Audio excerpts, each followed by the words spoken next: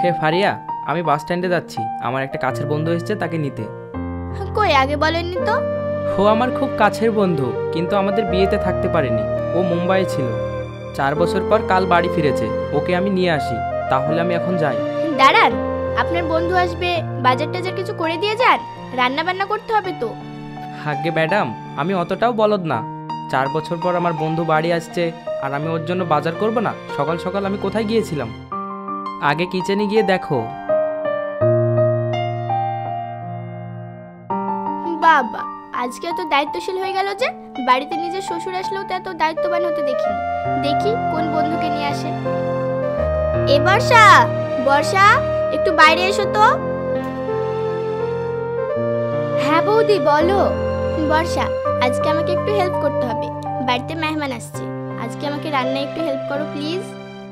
মেহমান কে আসছে বৌদি? তোমার দাদার এক বন্ধু। শুধু বন্ধু না, খুব কাছের বন্ধু, যার জন্য আজকে তোমার দাদাকে দায়িত্ববান হতে দেখলাম। কিন্তু খুব কাছের বন্ধু যদি হয়, তাহলে তো সে এখন মুম্বাইতে আছে। হ্যাঁ, তুমি ঠিকই ধরেছো, সেই বন্ধুই নাকি কালকে বাড়ি ফিরেছে। ও আচ্ছা, আমি বুঝতে পেরেছি কে আসছে। আমি কিচেনে গেলাম, তুমি এসো।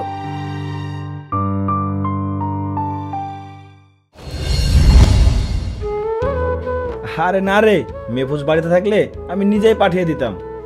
আমি সন্ধ্যা পর্যন্ত দেখছি। বাবা আপনার চা।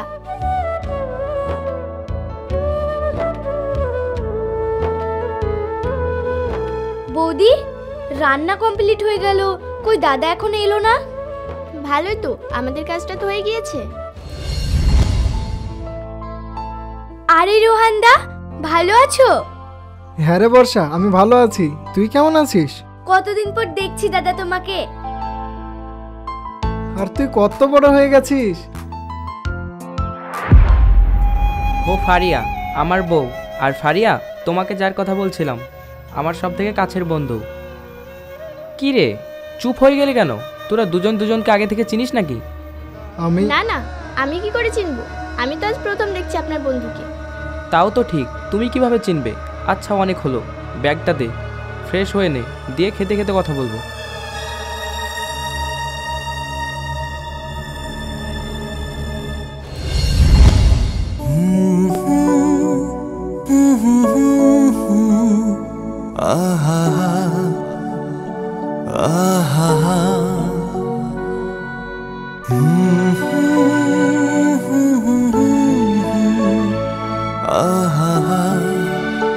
নে ভাই, খাওয়া শুরু কর।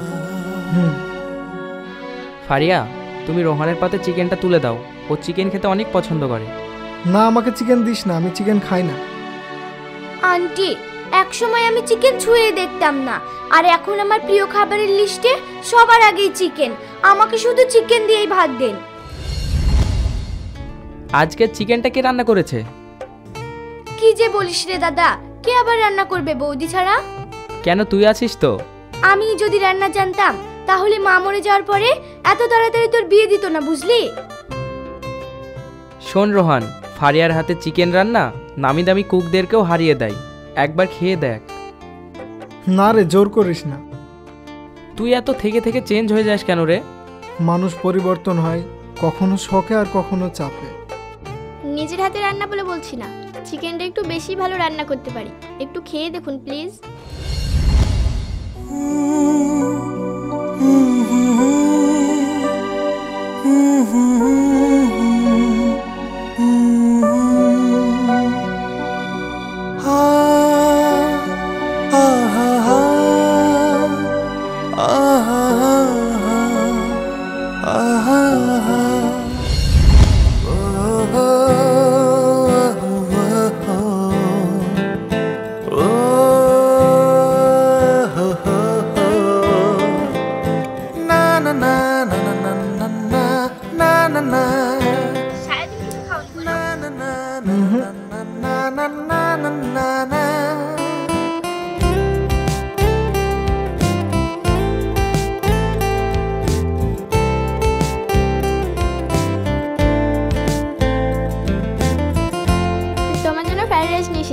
আর চিকেনটাও আমি করেছি।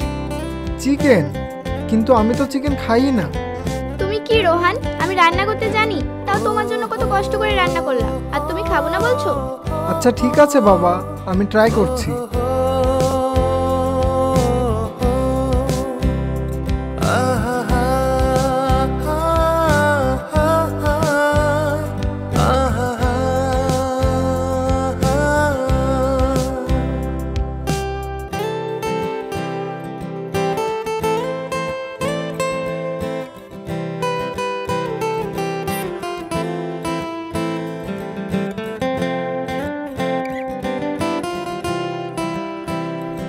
সত্যি রান্নাটা খুব সুন্দর হয়েছে। আজ থেকে আমার খাবার লিস্টের সবার প্রথমে থাকবে চিকেন কষা, ফারিয়ার হাতের চিকেন কষা।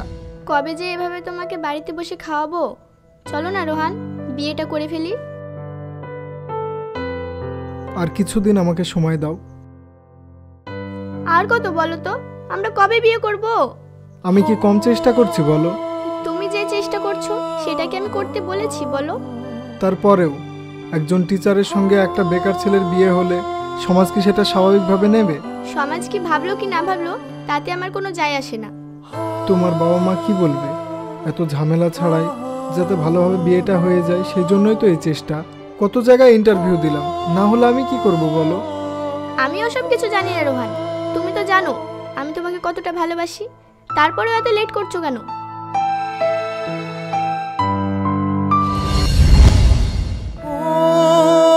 মেহফুজ, কিছু মনে করিস না, খেতে পারছি না, আমি উঠলাম।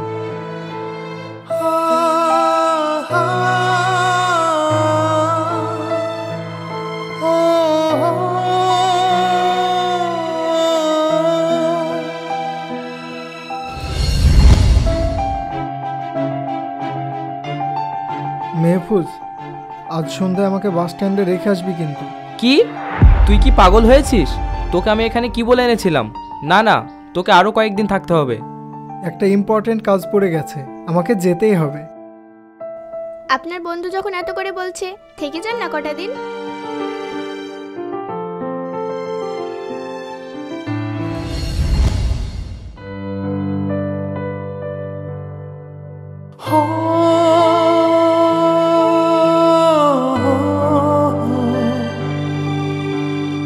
রোহান তাকাও।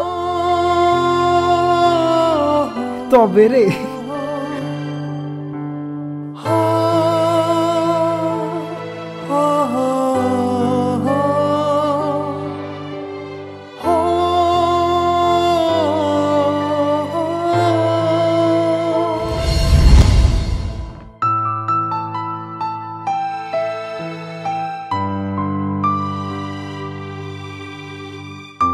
চাটা নাও।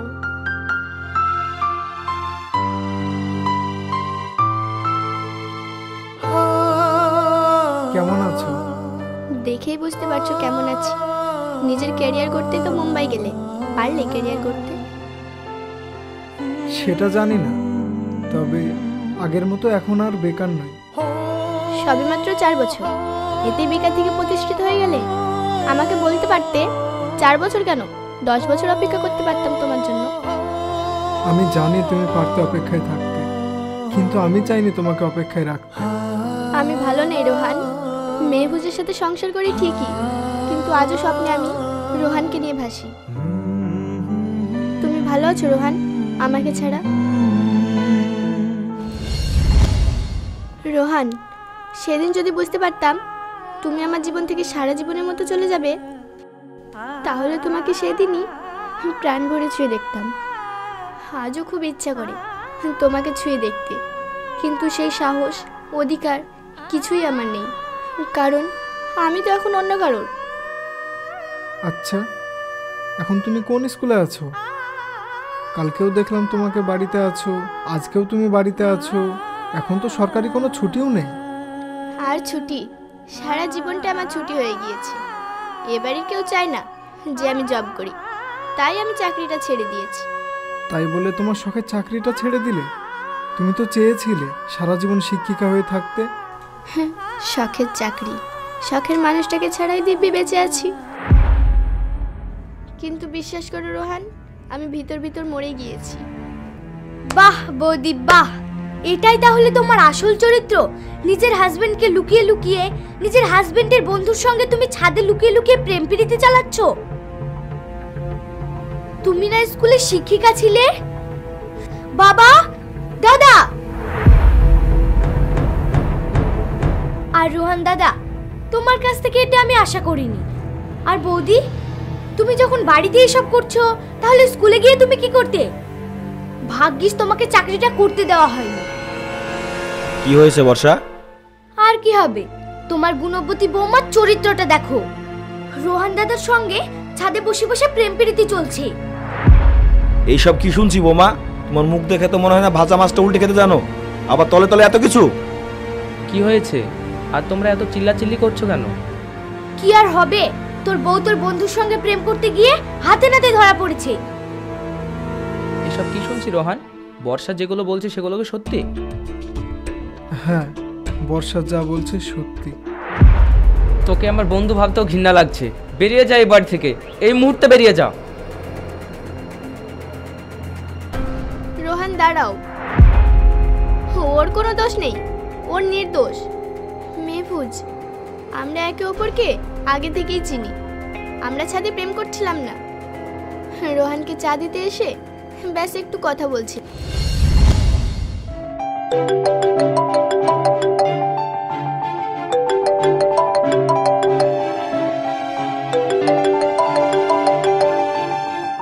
হ্যালো ফারিয়া, হ্যাঁ বলো। আমি ব্রিজের নিচে ওয়েট করছি, তুমি তাড়াতাড়ি এসো। আচ্ছা ঠিক আছে, আসছি। তাড়াতাড়ি আসবে কিন্তু। হ্যাঁ আসছি।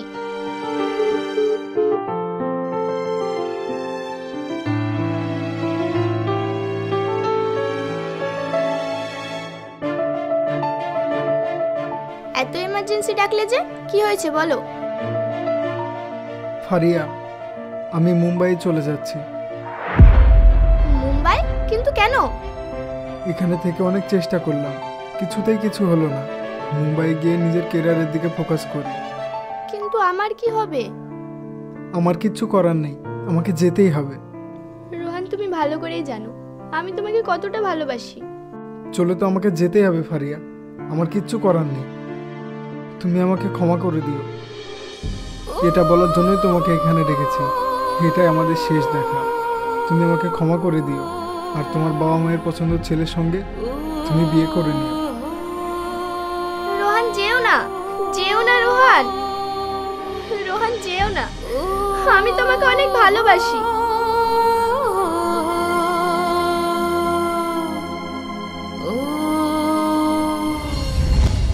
রোহান, তুই আমাকে মাফ করে দিস, আমি তো আর এত কিছু জানতাম না। বৌদি সরি, প্লিজ আমার কথা কিছু মনে করো না।